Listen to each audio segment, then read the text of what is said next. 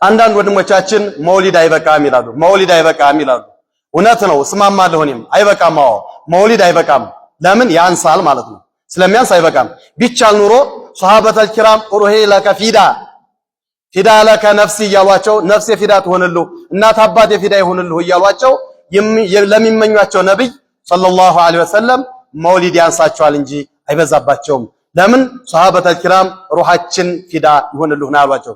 ታዲያ ሷሃበተል ኪራም ሩሃቸውን አሳልፈው ለሰጧቸው ነብይ መውሊድ ይበቃል የሚላል እንዴ? አይበቃም፣ ያንሳል ማለት ነው። እውነት ነው። እነዛም አይበቃም የሚሉት ሐራም ነው ማለታቸው ሳይሆን ያንሳቸዋል እያሉ ነው የሚሆነው ብዬ ስለማስብ፣ ለምን ዙኑ ቢል ሙእሚኒና ኸይራ በሙእሚኖች ላይ መልካም ጠርጥሩ ስለሚል በዛ ተረድቸው መውሊድ አይበቃም፣ አዎ አይበቃም፣ ያንሳል። ሌላ ስለሌለ ግን በዚሁ ደስታችን ወይም አድናቆታችን እንገልጻለን ማለት ነው እንጂ መውሊድ ሐራም ነውማ የሚል አይኖርም ማለት ነው። ለምን? ፈቢዛሊከ ፈሊፍረሁ እያለ ነው ቁርአን የሚጣረስ የለም ማለት ነው። ነብዩን ስለሰጠዋቸው ተደሱ ስላለ አላህ። በዚህ መልኩ ኢንሻአላህ መውሊዳችን ሞቅ ደመቅ አድርገን እናከብራለን ማለት ነው።